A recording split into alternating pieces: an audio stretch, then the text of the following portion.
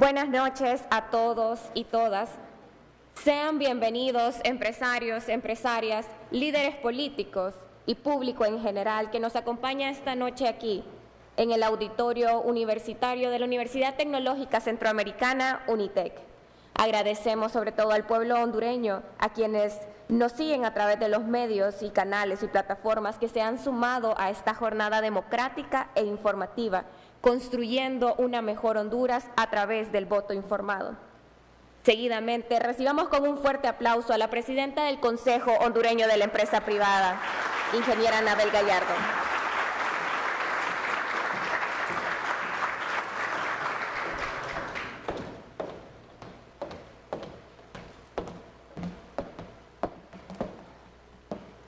Muy buenas noches. Desde el Consejo Hondureño de la Empresa Privada les damos una cordial bienvenida. El sector privado reafirma hoy su compromiso con la democracia, la libertad y el desarrollo de Honduras. Hemos venido impulsando espacios de diálogo, participación y reflexión ciudadana, porque creemos que solo con respeto y tolerancia se construye un país fuerte. Una campaña electoral debe ser un intercambio respetuoso de ideas, transmitidas con un lenguaje accesible a toda la población, que responden a sus necesidades y problemas. Lamentablemente, hoy en día, las ideas deben abrirse paso en medio de un debate público muchas veces dominado por la descalificación. Celebramos que 3 de los 5 candidatos han respondido positivamente a la invitación del COEP, participar en este espacio de diálogo, concebido como un ejercicio democrático basado en el respeto, la tolerancia y la escucha recíproca entre la ciudadanía y quienes aspiran a la más alta magistratura del país. La degradación democrática comienza cuando a los adversarios se les llama enemigos y cuando se rechaza sin excusas cualquier propuesta e idea que venga del otro por ser simplemente ese otro. COEP tiene un gran aliado, el pueblo hondureño, que con su trabajo diario junto al empresariado produce y crea riqueza para el desarrollo colectivo como nación. COEP no tiene enemigos ni adversarios. Las puertas de los conversatorios de COEP están abiertas. Es justo decir que somos una de las instituciones que más esfuerzo está haciendo en promover el voto informado. Llevamos un par de semanas recorriendo las universidades del país para alentar que nuestros jóvenes se impliquen en la campaña y culminen con su voto ese deber cívico que tenemos todos los ciudadanos. Y estando en este auditorio universitario, debemos repetir a los jóvenes: si no votas, otros deciden por vos. De cara a las elecciones del 30 de noviembre, hacemos un llamado al optimismo, a la responsabilidad cívica y a la confianza en que juntos podemos fortalecer nuestras instituciones y el futuro de nuestra querida Honduras. Quiero agradecer a Nelson Ávila, candidato presidencial del PINU, su respuesta positiva a este conversatorio. También debemos de agradecer a la institución que nos acoge, UNITEC. Un diálogo democrático en el seno universitario es garantía de que las ideas y propuestas germinarán con más fuerza que cualquier insulto o crítica sin argumentos.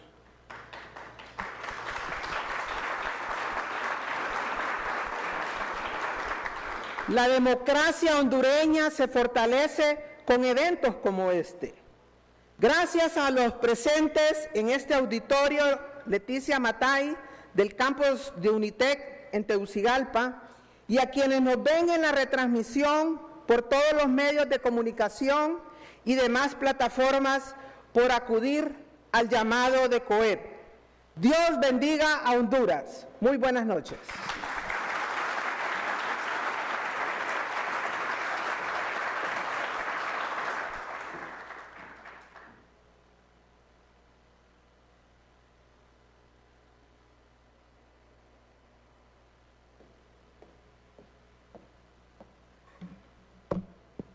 Muchas gracias, Presidenta, por su mensaje. Continuando, el conversatorio se desarrollará en rondas de 3 preguntas cada una, distribuidas en 4 bloques importantes: prosperidad económica, seguridad ciudadana y derechos humanos, Estado de Derecho e institucionalidad, así como salud y educación. Cada bloque tendrá una duración aproximada de 10 minutos, con 3 preguntas por bloque.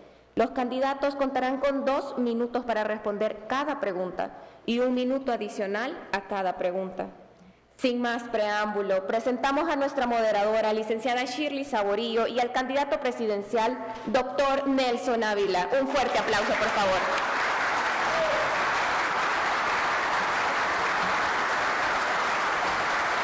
Gracias.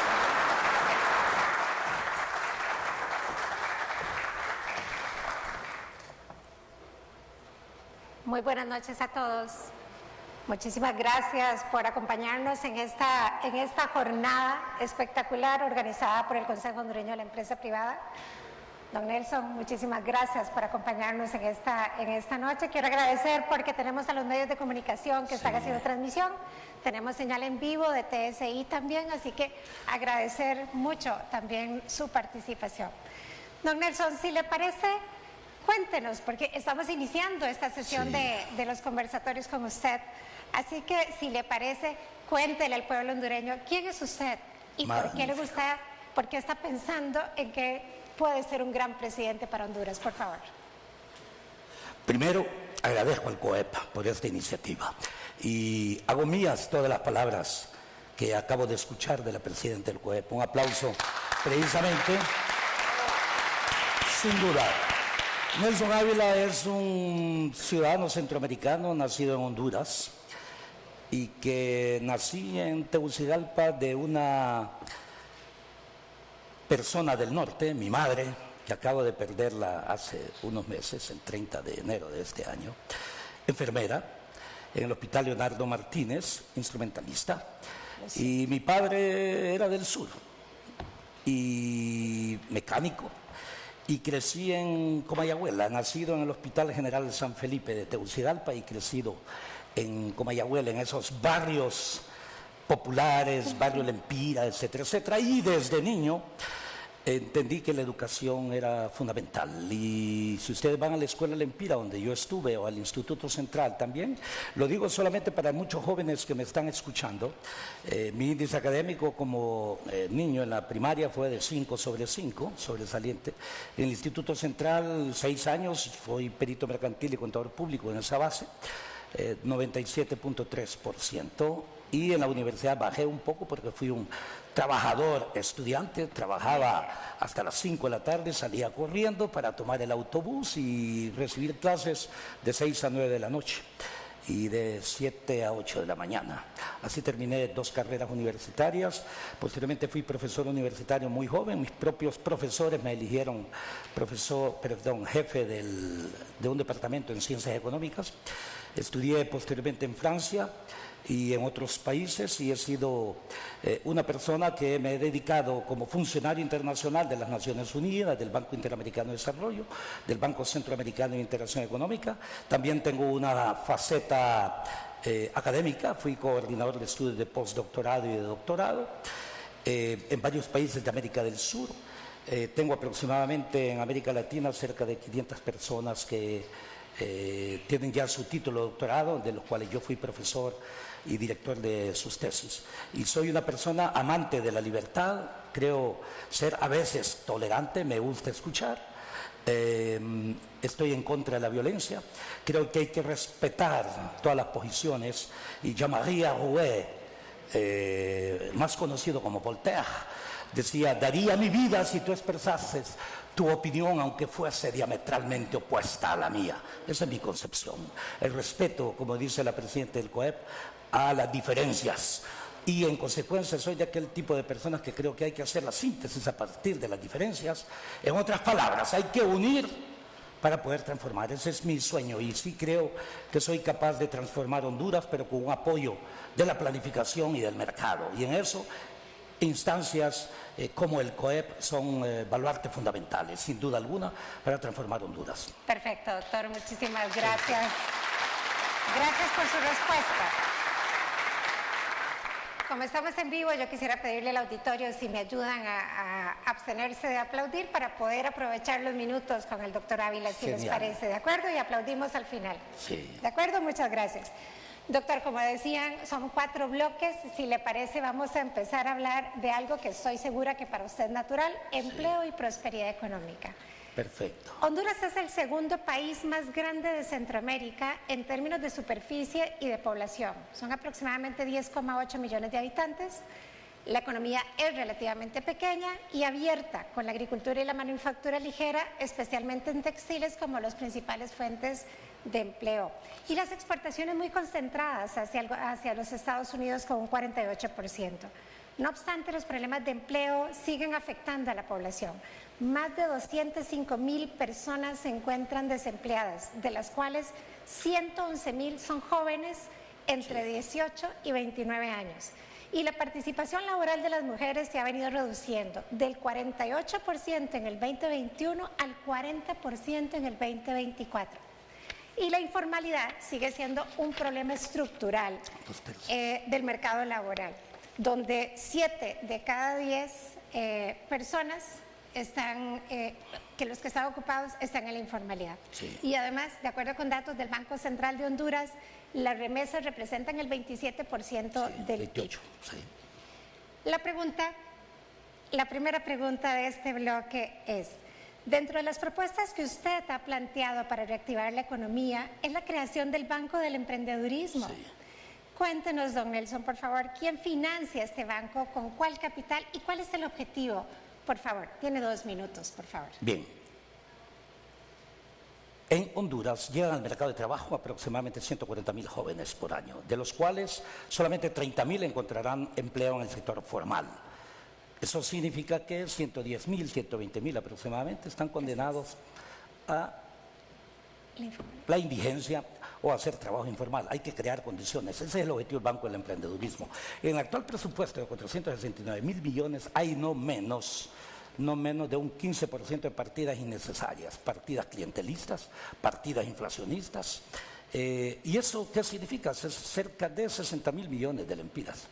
Con 25,000 millones de lempiras, y creamos el Banco del Emprendedurismo, podríamos generar a un promedio de 50,000 lempiras persona, cerca de 500,000, oferta de 500,000. Con eso absorbemos los 120,000 de la informalidad y quedaría para los anteriores. Pero lo fundamental no es promover la informalidad, lo fundamental también es crear fuentes de empleo formales.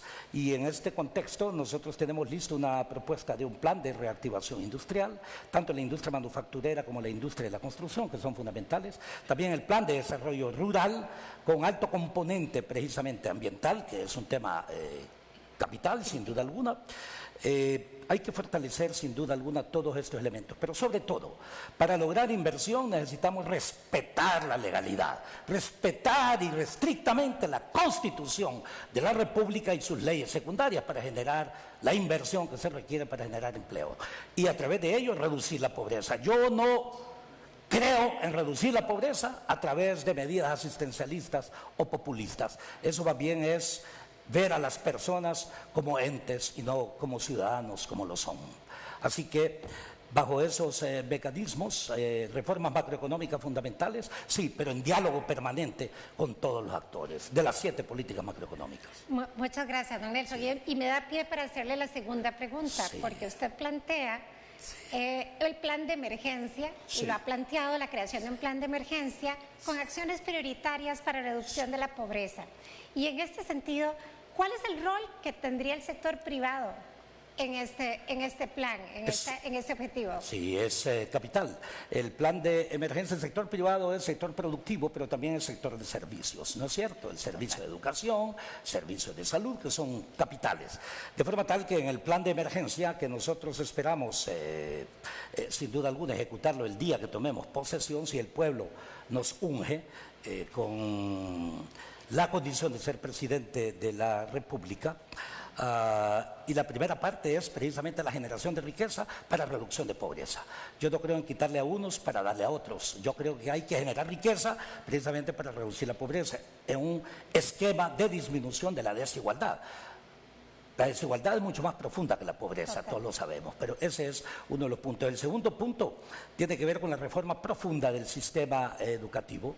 El tercero, la reforma del sistema de salud. Sobre el sistema de salud ya tenemos 5 leyes listas, tenemos 17 leyes que las vamos a presentar a este gobierno, a este Congreso, que no trabaja, lamentable, pero lo vamos a presentar, porque la institucionalidad debería operar, y si no, lo vamos a aprobar cuando nosotros seamos gobierno a través de nuestras diputaciones. En el bloque de educación y salud le voy a preguntar sobre los proyectos. Perfecto, magnífico. Y finalmente el tema de la seguridad. El tema de la seguridad, yo más que seguridad ciudadana, creo en la seguridad humana.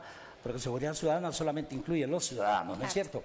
Y en este contexto sí creo yo que hay que invertir en inteligencia preventiva en materia de seguridad para disminuir la violencia, pero también la violencia a través de la reforma del sistema de educación se hace invertir en valores, pero también en arte, cultura y deportes. Toda nación que no invierte en arte, cultura y deportes es una nación condenada al fracaso. Ahorré 18 minutos. Muchas gracias, don Nelson. Bueno, me quedo con que el sector privado es de importancia absoluta en esta generación de la pobreza. Completamente.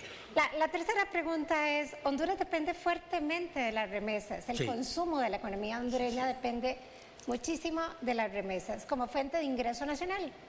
¿Cuál es la propuesta puntual para revertir, si me permite la expresión, esta situación perversa donde el principal fuente de ingresos del país es la exportación del talento hondureño? Muy bien, muy buena pregunta. Como economista, yo soy crítico sobre el análisis económico del efecto positivo de las remesas sobre la economía, porque muy poco se estudia el costo social de las remesas, la dislocación de familias, etcétera, etcétera. Con el Banco del Emprendedurismo y todas estas reformas macroeconómicas, lo que nosotros pretendemos es que los hondureños, el que quiera irse, que se vaya por voluntad, pero que no se vaya por el hecho de que no tiene oportunidades o por violencia, que son las dos causas originarias precisamente de este tipo de hechos.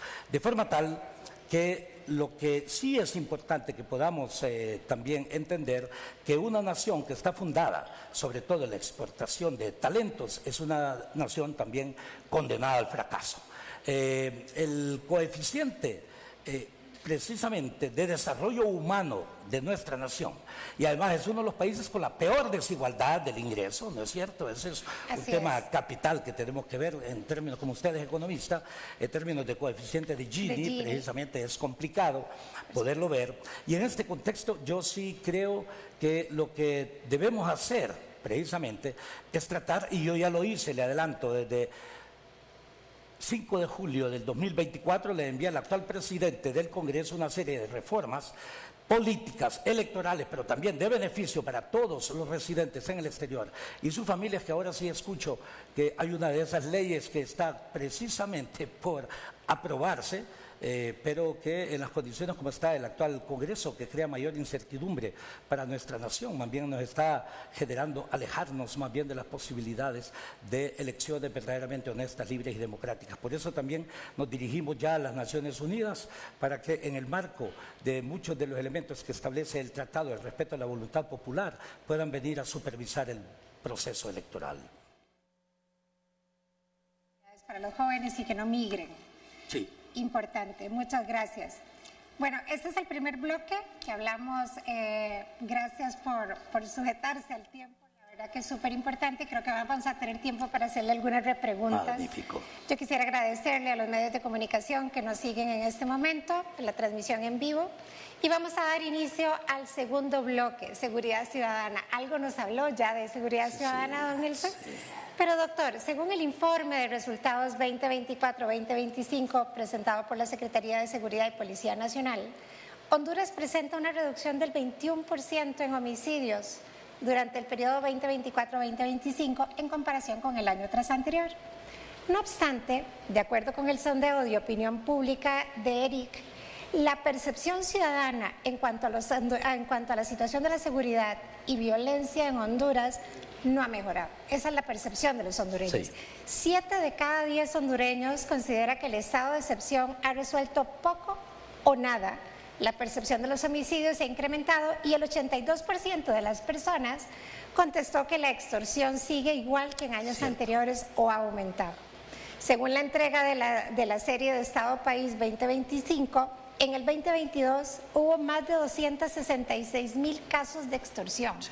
Y en el 2024, 304,000 casos de extorsión. De manera que la primera pregunta que quisiera hacerle es, frente a este flagelo de la extorsión, que es un delito que ha afectado a tantas personas y particularmente a la economía nacional, ¿cuál es su plan en el corto plazo de ser electo presidente para implementar esta reducción significativa que está aquejando a todo el pueblo hondureño? Perfecto. Yo ya tuve una reunión con el sector de transportes y también con la ASJ y yo propuse que trabajásemos juntos precisamente en la elaboración de una política de seguridad nacional en el tema del transporte, porque en realidad en nuestra nación gran parte de la población, dado que no confía en los instrumentos de seguridad, en la misma policía, la extorsión declarada es muy inferior a la extorsión real. Y esto genera problemas profundamente serios, eso por un lado. Por el otro, en una sociedad en donde la mora judicial llega al 95% aproximadamente, y lo que es peor, la mora de feminicidios, o sea que es la mora judicial con respecto a los femicidios, o sea el asesinato de mujeres, es mayor, 97%. La pregunta es que no tienen los recursos suficientes, probablemente no, pero para que exista una mora del 95 y del 97% demuestra o connivencia o confabulación o incompetencia con algunos sectores, no digo de todos, que están destinados a resolver esto. Por eso yo planteé, gran parte de la violencia de nuestra nación es generada precisamente por una anticultura de violencia, y muchos de los politicoides contribuyen a esa generación de la violencia a través de argumentos para dividir la sociedad, porque el politicoide divide, el estadista une las sociedades, y entonces al dividir la sociedad crea una anticultura de la violencia también. Por ello yo planteé originalmente que para disminuir los indicadores también de violencia no solamente hay que invertir en valores, arte, cultura y deporte, en inteligencia preventiva en materia de seguridad, sino que también hacer que los mecanismos en realidad judiciales funcionen. Hay que dar el presupuesto adecuado, la formación adecuada, y por eso nosotros también le escribimos al al secretario general de la ONU para que nos dijese qué es lo que hay que hacer para que la CICI esté, al menos la visión de avanzada, el día en que Nelson Ávila tome posesión. Muy bien, muchas gracias. ¿Es don Nelson Ávila un estadista? Creo que mi héroe en la historia es un gran estadista, Francisco Morazán. Soy profundamente centroamericanista y por eso también le escribí a los mandatarios de los 7 países, o sea, incluido Belice y Panamá, para que trabajemos desde ya en la Unión Centroamericana. O sea, yo sí creo en ese sueño. Le escribí, a los mandatarios de los 7 países, incluidos los copresidentes de Nicaragua. Muchas gracias. Una de sus propuestas es orientada a fortalecer la policía comunitaria, usted lo ha comentado. Y considerando que no existe un modelo único en la implementación, por favor cuéntenos, don Nelson, en qué consiste específicamente su propuesta y cuál es la meta concreta en términos de reducción de la violencia en Honduras, por favor. Vea, la violencia no solamente es acción punitiva o acción que enfrenta a las personas, es más bien la el origen del mismo es, reitero, la anticultura de la violencia. Y esa anticultura de la violencia se origina, tampoco las relaciones de ingresos tienen que ver precisamente con el tema de la violencia, claro. Porque entonces partiríamos del principio que los pobres son violentos y los que tienen dinero no lo son, ¿me explico? O sea, en realidad es un tema de valores, es un tema de anticultura, y en eso ha contribuido lamentablemente de forma negativa a muchos de los gobiernos y muchos de los partidos políticos. ¿Y por qué digo partidos políticos? Porque etimológicamente partido significa dividir la sociedad en partes, ¿no es cierto? Y ellos piensan en la parte y no piensan en el todo. Y por eso es que yo he planteado la unidad de la nación.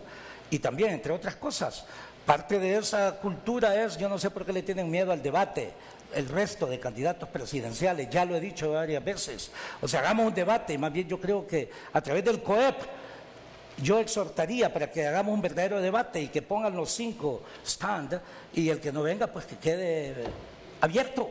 Pero yo creo que es imperativo que frente al pueblo hondureño, sin agenda previa, así como ahora, no sé las preguntas, debemos estar listos para saber qué vamos a hacer en cada uno de los temas. Yo sí puedo decir en realidad que la anticultura de la violencia es generada para dividir las sociedades. Por eso hablo de que hay una enorme irresponsabilidad desde el Estado, como gobierno, pero al mismo tiempo desde el irrespeto a la institucionalidad, que lamentablemente es una constante, y que todos sabemos que uno de los elementos para que los países sean pobres es el irrespeto a la institucionalidad. Don Nelson, entonces la policía comunitaria es trabajar todos juntos, unir todos los esfuerzos. En ese sentido, yo le puedo decir que nosotros inclusive en la parte de seguridad y en la parte de salud, nosotros pretendemos generar un modelo de lo que llamamos el médico familiar comunitario, para poder atender con 3.000 médicos que atiendan aproximadamente 700 familias, cada uno de ellos por año. Podemos atender 2.100.000 familias de los 2.400.000 familias que somos los hondureños. Y entonces la policía comunitaria sí es necesaria en la medida en que en realidad no sean parte más bien generadora de la violencia. Por eso es todo un proceso de calificación para poderlos de una u otra forma insertar dentro de sus responsabilidades para resolver el problema de la violencia a nivel comunitario. Porque son los que conocerían las familias. Entonces articular salud con el tema de la violencia es capital para resolverlo. Sin duda. Sí. Don Nelson, usted propone además la creación de un ente encargado de inteligencia preventiva como respuesta a la alta tasa de criminalidad. Sin embargo, tomando en cuenta que según sus propias declaraciones en medios, el crimen organizado se ha infiltrado en las instituciones del Estado. De ser electo presidente, ¿cómo garantizaría la integridad de esa unidad? ¿De quién dependería esos niveles de control, por favor? Muy buena pregunta. Más que una institucionalidad, sería una decisión de cooperación con algunas instancias del exterior, porque yo sí creo que el tema de la violencia en Honduras no se ha resuelto, precisamente porque algunos generadores de violencia tienen poder del Estado. Y muchos de ellos están insertos en las estructuras del Estado, en las Fuerzas Armadas, en la policía, en la Corte Suprema de Justicia. Estoy hablando en general, todos sabemos que eso ocurre, en la Fiscalía, pero también algunas estructuras relacionadas también con el Estado. Por eso es la complejidad. Por ello, este tema solamente se puede resolver también con alguna cooperación que tiene que manejarse con la secretividad del caso. No al estilo de tener a un país durante infinidad de años con un tratamiento de excepción, porque eso es violar las libertades públicas con resultados pírricos con respecto a la reducción de la libertad. Yo sí creo precisamente que la libertad es eso. No debe tener, más limitación que el respeto al derecho ajeno, como decía precisamente Benito Juárez, ¿no es cierto? Hay que respetar a los demás y la libertad termina donde se inicia la libertad del otro. Desde esa perspectiva, yo no le puedo decir categóricamente muy bien lo que haría, pero yo sí le diría, aquí a nivel mundial hay instrumentos que conocen muy bien sobre cómo se maneja inteligencia preventiva. De acuerdo. Y todo eso hay que manejarlo en una forma muy también secreto. Si hay necesidad de manejar algo en secreto es el tema de la inteligencia preventiva en materia de seguridad. Y en Honduras por eso no ha funcionado, porque no existe eso, o quienes han dirigido la inseguridad lo han hecho a través de instrumentos supuestamente denominados seguridad nacional. Bueno, si el 30 de noviembre el pueblo hondureño lo elige presidente, por favor, deme una entrevista para hablar de la unidad de inteligencia. Genial, la tiene. Es más, véngase aquí el día el 30 y el mismo 30 en la noche podemos conversar sobre el tema. Antes de asumir. Muchas gracias, muchas gracias. Quiero agradecer además al final del segundo bloque a la Universidad Tecnológica Centroamericana que nos alberga hoy, así que agradecemos mucho porque es una casa de estudio donde hay muchísimos jóvenes y queremos agradecer en nombre del Consejo Hondureño de la Empresa Privada. ¿Puedo decir algo sobre eso? Y estamos en un salón de una persona que yo admiré muchísimo, ella fue profesora mía, Leticia Matay, en la Facultad de Ciencias Económicas. Perfecto. Y yo diría, uno de los mejores profesionales que yo he conocido en mi vida, sí. Muy bien. Sí. El tercer bloque es sobre salud y educación y sé que lo va a disfrutar, mucho, porque entre el 2023 y 2024 la cobertura educativa en Honduras se redujo al 63%. Eso significa que dejaron fuera del sistema a más de 41,000 niños y niñas, según el informe del Estado del país de la Educación 2025 de la Asociación para una Sociedad Más Justa. A ello se suma la caída sin precedentes en el desempeño estudiantil de acuerdo con las pruebas PISA, mucho atribuido por la pandemia, pero no es excusa para esta disminución. Y en el ámbito sanitario, el país invierte solo el 3% del PIB, muy por debajo del 5% que invierten el resto de los países de la región. Y esto limita la capacidad del sistema para atender con calidad y con equidad, digamos, las atenciones y las necesidades del pueblo hondureño. Además, aunque más de 900,000 personas están afiliadas al Instituto Hondureño de la Seguridad Social, solo el 40% de los asalariados cuentan con cobertura efectiva, evidenciando la urgencia de la educación y la salud y la seguridad social como pilares del desarrollo. Y usted, como economista, lo sabe mejor que yo. La primera pregunta, doctor, es, usted propone en el plan de emergencia una reforma profunda al sistema educativo, desde la prebásica hasta la educación superior. Sí. Habla de la formación de valores, que algo nos ha comentado, pero por favor coméntenos cuáles son las 3 acciones más relevantes en el marco de este plan y cuál es su meta en 4 años, el 2030, si es electo presidente y el 2030 deja la presidencia, ¿cuál es su meta en este tema? Primero serían 4 años, no estaría yo pensando en modificar constitución ni nada en reelección. Es más, yo estoy en contra de la reelección de cualquier puesto de elección popular, sea presidencia, diputaciones o corporaciones municipales. Porque en una nación que no se respeta la ley, entonces la reelección a veces es sinónimo de corrupción, de impunidad, de inmunidad, del uso, del abuso. Eso es el primer punto. Segundo punto, ¿qué es educación para mí? Para educación es un proceso cognitivo, científico, cuyo objetivo fundamental a través de un método analítico, crítico, es transformarse a sí mismo para transformar su medio. No entiendo la educación solamente como un proceso de adquisición de conocimientos sin participación para el bien común. El objetivo de la política es el bien común. ¿No es cierto?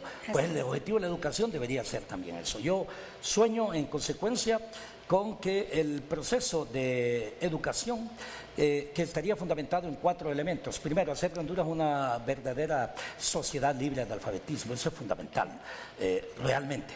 El segundo tema es la educación de calidad, para que a los 18 años el joven pueda manejarse lo más esencial de las matemáticas, lo esencial al mismo tiempo lingüístico, porque no es posible que alguien pueda manejar como mínimo ya bilingüe. Yo he hablado de trilingüe, eso debería ser uno de los objetivos y lo podemos hacer si nosotros lo queremos. El cuarto elemento es la fundación humanista, el ser humano y su medio. El cuarto elemento es la formación ciudadana transversal, el amor al ambiente, entender que las mujeres y los hombres somos iguales. Me explico, de algo tan elemental, pero parece no serlo para algunos. Y el quinto elemento, la máxima formación en inteligencia artificial del momento. Eso es perfectamente posible. De forma tal que esta parte de educación es capital. La educación es el motor del desarrollo. No hay desarrollo posible sin educación. Y eso tiene que ser desde la educación prebásica hasta la postuniversitaria. Me explico.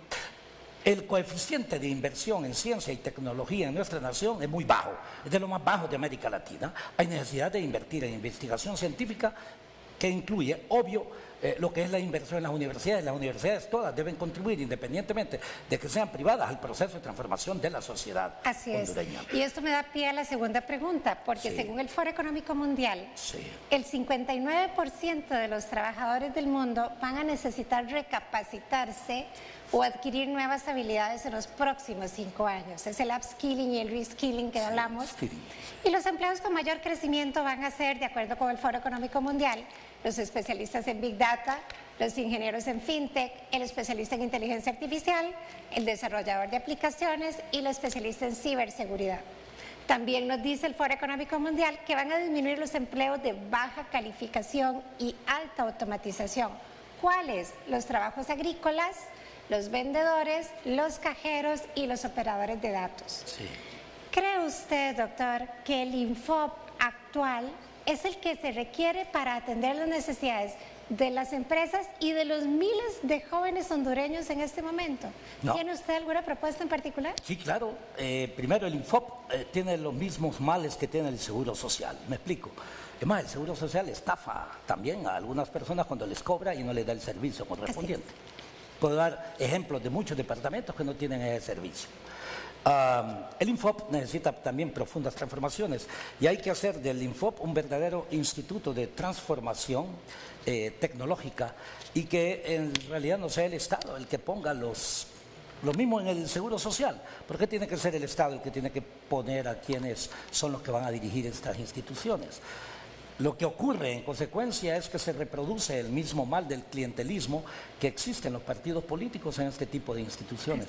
Nosotros inclusive hay uno de los candidatos a diputados que está elaborando una ley para la transformación precisamente del INFOP, bajo el mecanismo de una asociación, sí, público-privada, en donde lo público sea secundario con respecto a la conducción y que existe el INFOP presente precisamente en gran parte, yo diría, del territorio nacional, no solamente en las cabeceras departamentales. Es una forma de dar oportunidades, sin duda alguna, y sobre todo considerando también que todas las sociedades debemos entender que hay otro tipo de generaciones de empleo que pueden hacerse a través de los tratados de libre comercio. Todo lo que son las negociaciones hay que manejarlas, algunos la manejan de una forma tan restringida que digo yo, ay, ¿por qué no hemos hecho nosotros lo que inclusive en su país de origen existe? ¿Cómo es posible que no tenemos nosotros estructuras de maquila más allá de hilados y tejidos, de producción de componentes electrónicos o de la industria automovilística o de investigación para mejoramiento de la productividad o rentabilidad o etcétera, etcétera, de muchos componentes agropecuarios o industriales, etcétera, etcétera? Ese es el tipo de cuestiones que deberían ser parte de una negociación exitosa y no necesariamente estar siempre concentrado en lo mismo. Dado que el presupuesto del INFOP en su gran mayoría proviene de las empresas privadas, ¿usted valoraría darle la presidencia o el control de la junta directiva del INFOP al sector privado? Ese fue mi mensaje y le voy a decir por qué razones. Porque en realidad sí necesitamos que el sector privado tenga mucho más presencia en la generación del Producto Interno Bruto. Si usted analiza un país como el nuestro, el Producto Interno Bruto, en términos del empiras, 900.000 millones, perfecto, de los cuales, si usted ve el presupuesto, son 469.000 millones. En otras palabras, un poco más de la mitad del PIB, en términos del gasto y de la inversión.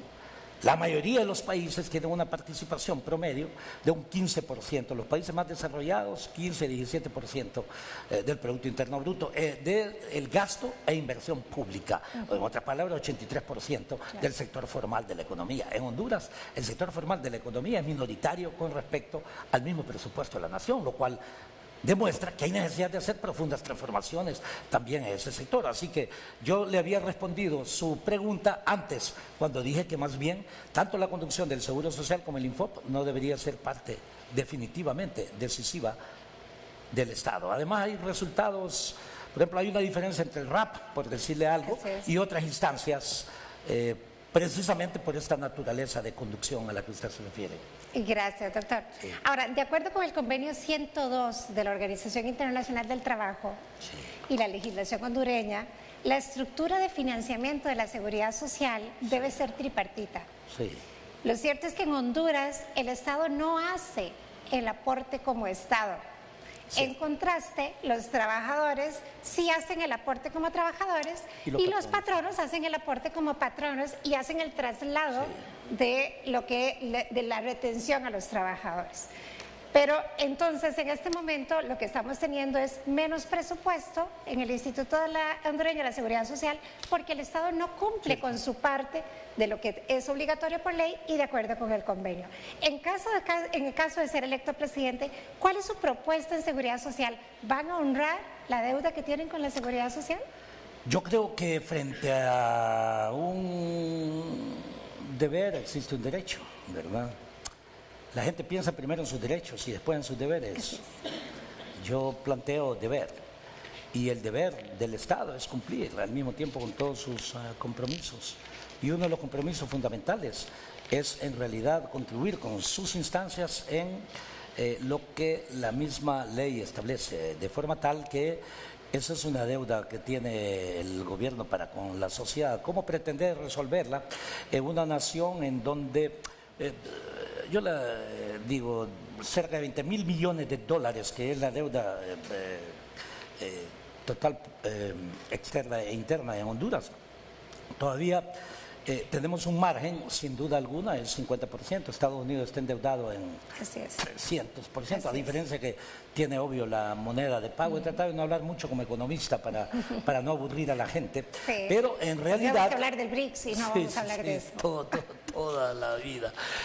Y en ese sentido, sí creo en realidad que compete al Estado iniciar todo ese proceso de renegociación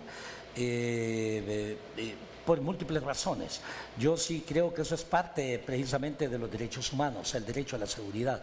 Y en la medida en que sean dos de los tres actores, entonces también el mismo gobierno pierde el derecho, a eso vamos, si no cumple con su deber, pierde el derecho en consecuencia de conducir las instancias que se relacionan con ellos más. Yo hice cálculos también, le adelanto, en materia que tiene que ver también con la seguridad humana también, porque seguridad es compleja, amplia, y aproximadamente el 5% de los hondureños somos personas de más de 60 años, de los cuales aproximadamente solamente la mitad dispone de pensiones, jubilaciones y todo lo demás. Así que yo tengo también una persona que me está haciendo todos los cálculos actuariales para ver si lanzamos el Plan Nacional de Jubilaciones y Pensiones Universal en Honduras, para movilizar el sistema y al mismo tiempo que el Estado tenga mayores recursos, pero la sociedad en su conjunto, para poder financiar algunos programas de esta naturaleza, deficitarios ya. De acuerdo, muchas gracias, don Nelson. Sí.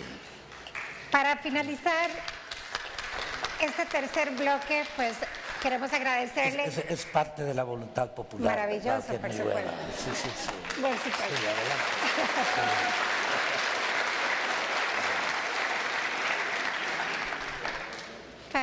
Para finalizar este tercer bloque, yo quiero agradecerle en nombre del Consejo Hondureño de la Empresa Privada a las decenas de personas que nos enviaron sus preguntas, porque también se abrió el espacio para que enviaran preguntas. Así que muchas de estas preguntas fueron formuladas por muchos de los hondureños que están viendo en este momento la transmisión por Facebook Live, por YouTube, por los canales, por TSI, que están en este momento enlazados en vivo. Así que pues quiero agradecer muchísimo. Vamos a hablar del cuarto bloque. Doctor, estamos siendo muy disciplinados con el uso del tiempo. Sí, eso veo. Y eso me encanta porque creo que vamos a poder hacer un par de repreguntas. Vamos a hablar del Estado de Derecho y la institucionalidad. El informe de la situación de los derechos humanos de la Corte Interamericana de Derechos Humanos establece que Honduras presenta serios desafíos de la gestión pública y que la debilidad institucional ha sido un aspecto estructural. La Comisión analiza también cómo esta situación se ve reflejada en una falta de normatividad adecuada en la selección y nombramiento de las autoridades, en las iniciativas para la lucha contra la corrupción y en los desafíos de la administración y la gestión pública. Aunado a esto, de acuerdo con el boletín económico del mes de agosto del Consejo Hondureño de la Empresa Privada, el componente de burocracia administrativa entre el 2022 y el 2025 creció en un 46%, pasando de 10.000 millones de lempiras en el 22 a 15.000 millones en el 25. Entonces, la pregunta es, según los resultados del Índice de Percepción de Corrupción y Transparencia en el 2024, Honduras obtuvo una puntuación de 22 en una escala de 100, donde 0 es altamente corrupto y 100 es muy transparente. La puntuación indica además una percepción de bajos niveles de transparencia y altos niveles de corrupción en el sector público hondureño. Si usted es electo presidente de la República, ¿qué medidas anticorrupción implementaría en su gobierno y cómo las aplicaría? Primero ya las inicié. Me comuniqué y estoy esperando, ya conversé con el representante, el coordinador residente de las Naciones Unidas, porque él recibió la carta nuestra para el secretario general Antonio Guterres, para el envío, precisamente para que conociésemos nosotros directamente qué es lo que debemos hacer para que la CICI esté aquí. Pero en todo caso, que cuando Nelson Ávila tome posesión, que esté una misión de avanzada de la CICI. Yo sí creo, y no es ruptura en la soberanía, hay algunos que hablan eso, en realidad, pero se han callado frente a otros elementos de violación de la soberanía nacional. Yo sí creo que hay necesidad de formar a los jueces, a todos los operadores de justicia, sin duda alguna, y ese es un mecanismo fundamental. Y luego la investigación de la corrupción. Y yo voy a decidir también que la CICI tiene que comenzar a investigar desde nuestro gobierno, para atrás, me explico. No hay que comenzar con los gobiernos del pasado, tiene que comenzar con el gobierno vigente, eso por un lado. Segundo punto, cuando usted plantea también el tema de la institucionalidad, todos estamos claros que los países más pobres son aquellos que respetan la institucionalidad.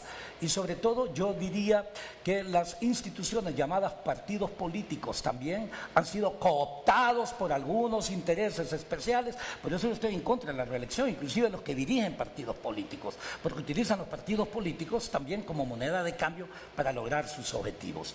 Países pobres, países ricos, la diferencia fundamental es el respeto a la institucionalidad y sus leyes. El cuarto elemento que me parece también importante es la simplificación institucional. Tenemos infinidad de ministerios que no hacen lo que deberían hacer. Violentan inclusive el precepto constitucional sobre el tipo de secretarías de Estado que deberían existir en una nación como la nuestra para garantizar eficiencia, etcétera, etcétera. Por eso, inclusive, yo voy a simplificar todo ese proceso, pero al mismo tiempo simplificar, y vamos a dar unas propuestas ahora en noviembre, y a simplificar hasta el proceso también de inversiones en nuestra nación para que, en realidad, esa simplificación, lo que yo llamo invierta ya, pero no haga esto. Me explico.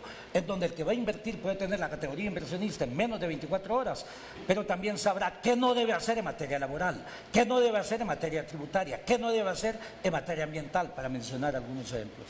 Perfecto. Hoy se me pasó unos segundos. Muchas gracias. En alguna declaración usted señaló que no es posible reducir la violencia y la impunidad sin fortalecer la institucionalidad. Sin duda.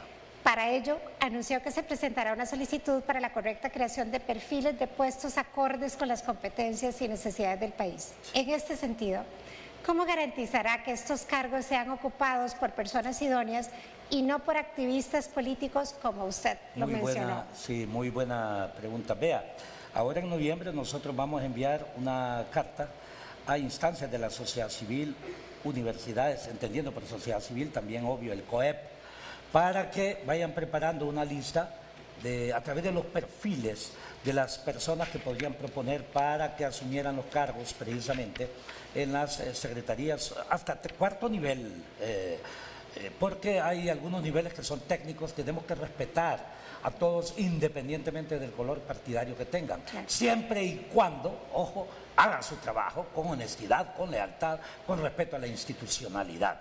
Y en ese sentido, después pasaríamos a una segunda fase de evaluación para que sean ocupadas, reitero, en función de méritos. Eso es lo que ha faltado en nuestra nación y por eso tenemos los resultados que tenemos.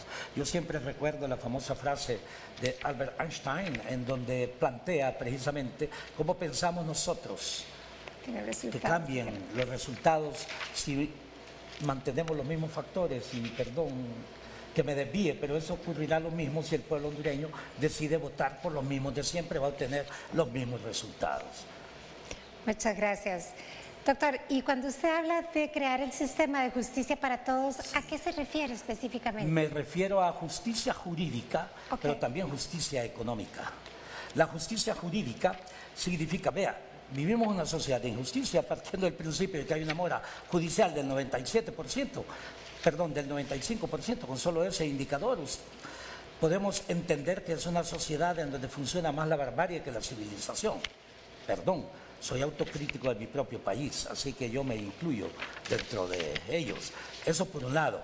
Y lo veo mucho más grave, como dije, con el índice de feminicidios. ¿Me explico? Claro. En el sentido de la mora judicial que existe en ese plano. Hay que fortalecer, sin duda alguna, todo el sistema de justicia, que no es el Ejecutivo el que va a dirigir, eso es obvio, pero puede contribuir de una u otra forma a acelerar el presupuesto correspondiente. Aquí en Honduras nos metemos los que ocupan el Ejecutivo, se creen también que son o que pueden dirigir la Corte Suprema de Justicia, que pueden dirigir al fiscal o que pueden dirigir el Poder Legislativo. Perdón. Cuando yo dije creen, en realidad lo ejecutan. Y esa es parte de la irresponsabilidad de nuestro país. Ese es el primer punto. Y el segundo punto es la injusticia distributiva. Yo sí creo que en realidad tenemos que hablar muchísimo sobre cómo garantizar que el pueblo pueda tener el ingreso fundamental para que el modelo económico también funcione. ¿Me explico? Cuando yo hablo del Plan Nacional de Jubilaciones y Pensiones para que todos tengan una jubilación y pensión, eso va a ayudar al modelo económico. Va a existir un aumento obvio del ingreso nacional y va a movilizar sobre todo todos los sectores, el sector agropecuario, el sector de telecomunicaciones, el sector de energía eléctrica, agua y saneamiento, que es un tema capital sobre el cual, cuando yo hablé de salud preventiva, el tema del agua es capital, ¿no es cierto? Porque las enfermedades comienzan precisamente sobre la calidad del agua o la calidad del oxígeno que respiramos, ¿no es cierto? Tenemos que hacer profundos trabajos en eso. Entonces, esa es la justicia distributiva. Sin perjuicio de ello, yo creo que a través de políticas monetarias, cambiarias o crediticias, podríamos nosotros contribuir a resolver parte de ese problema. Pero como eso es un poquito complejo y no hay tiempo para poderlo expresar, total, yo voy a invitar al COEP también para que analicemos las posibilidades de una bimonetarización en Honduras entre el dólar y una empira fuerte. No como el Ecuador o El Salvador, que funciona una dolarización. Yo hablo de una bimonetarización similar a como existe en Panamá. Podemos conversar también porque hay muchos efectos altamente positivos que una medida de esa naturaleza puede generar en nuestra nación. Y para la gente que nos escucha, que la dualidad, digamos, o el uso de las dos monedas, significa que tienen ustedes que tener un ingreso importante de divisas que permita esa bimonetarización. Completamente de acuerdo. Pero entonces está partiendo de que las remesas van a seguir siendo importantes en el caso de Honduras, o bien que se va a generar algún incentivo adicional para crear más inversión extranjera directa. Sí, verá, solamente esto segundo voy a hablar como economista, ¿no es cierto? Por favor. El Producto Interno Bruto, 34 mil millones de dólares. La velocidad monetaria en una sociedad como la nuestra es de aproximadamente 10. Eso significa que para garantizar yo la circulación de mercancía necesito 10%. 10% son 3.400 millones. Y tenemos 10.000 millones que vienen desde el exterior, me explico, así que tenemos suficiente divisas para ello, exactamente. Y el tema de velocidad monetaria me parece importante poderlo considerar. Y yo sí parto al mismo tiempo que, obvio, usted sabe que la economía es sumamente compleja y entonces yo no puedo hablar de política monetaria sin hablar de política fiscal y al mismo tiempo sin hablar de la política de importaciones o de exportaciones o de la política cambiaria o de la política crediticia. Las 7 políticas macroeconómicas fundamentales tienen que cambiarse, pero reitero, en un esquema de diálogo previo, no para imponer condiciones, porque aquí hay algunos que dicen, los que no pagan, y yo les digo, bueno, ¿y por qué si no han pagado o si han violentado las concesiones que han tenido? Yo no he visto que les hayan hecho alguna acción judicial. Y entonces, ¿usted por qué penaliza a todos? Porque un porcentaje lo ha desviado. Además, como no he visto que ha actuado, entonces tengo mis dudas si esa magnitud es así o tiene otro interés, me explico. Y también yo les he dicho, toda reforma macroeconómica debe tener una matriz de impactos. Y les he dicho, yo aquí también soy autocrítico también del COEP y también soy autocrítico del Fondo Monetario y del gobierno. Nunca he visto una matriz de impactos de la reforma de política fiscal que algunos quieren aprobar a matacaballo, como se dice. Exacto. Y entonces yo solamente les hago 3 preguntas. Y si no me las responden, entonces yo les diré, ¿y para qué quieren ustedes reformar si no saben? Primero, ¿en cuánto va a aumentar la inversión en Honduras con esa reforma? Segundo, ¿en cuánto va a disminuir la desigualdad? Porque una política tributaria, el punto es la regresividad de la política, ¿no es cierto? Y para disminuir la regresividad hay que disminuir entonces los coeficientes de desigualdad. Se hace a través de política monetaria. Perfecto. ¿Y en cuánto va a disminuir? No me responden. Y el tercero, vea, les digo, ¿y en cuánto van a aumentar los ingresos del Estado? ¿O en cuánto va a disminuir el déficit fiscal? Punto. No le sigo haciendo más preguntas. Con esas 3, si no me las responde, entonces le pregunto, ¿y para qué insiste en aprobar si usted no sabe lo que quiere aprobar? Muy bien. Muchas gracias. Muchas gracias, don Nelson. Creo que la lógica de los economistas es importante. Sí. Y sacarlas a reducir de vez en cuando. Nadie es perfecto, ¿verdad? Nadie es perfecto, pero lo sé. Sí, lo bueno, vea, yo siempre digo que yo nací en una época en donde conocí a Cristóbal Colón, porque Colón vino en la Pinta y yo vine en la Santa María. Y en ese sentido, sí, lo que le puedo decir es que ahorita voy a decir circunstancias por las cuales yo vivía, en donde creo que aquí hay un hermano mío, y entonces yo quería estudiar para ser médico y cirujano. Y fui a Educrédito y lo que me pagaban en Educrédito, lo que me daban de beca en Educrédito eran $150, 150 lempiras.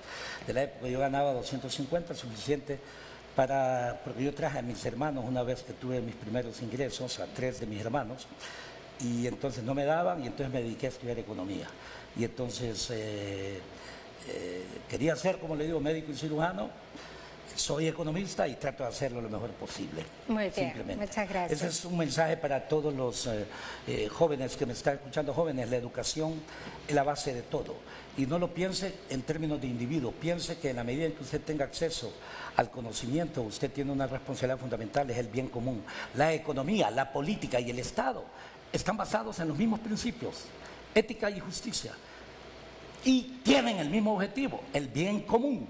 Cuando alguien esté en la política y no piensa en el bien común, sino que en el bien de su familia, de sus amigotes o de todo, entonces no es político. Y por eso hemos dicho muchas veces, estos son mercenarios o mercaderes metidos a dirigir partidos políticos. Eso es lo que está destruyendo nuestra nación. Y esos son los que tienen dividida esta sociedad.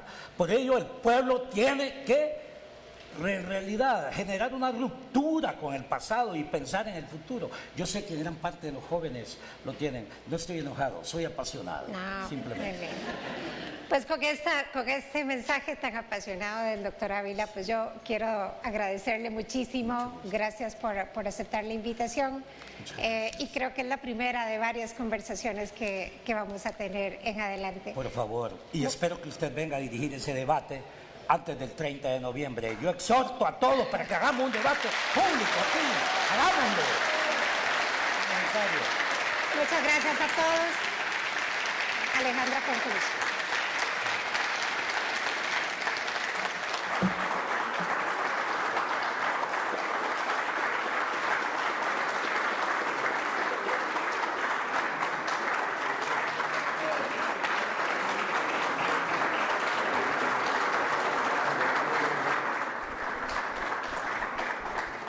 Con esto hemos llegado al final de este primer conversatorio presidencial, donde hemos podido conocer y analizar las propuestas del doctor Nelson Ávila, especialmente su visión de prevención a los sectores de salud y seguridad, así como la relevancia que otorga las reformas educativas y a la reducción de la pobreza mediante generación de riqueza.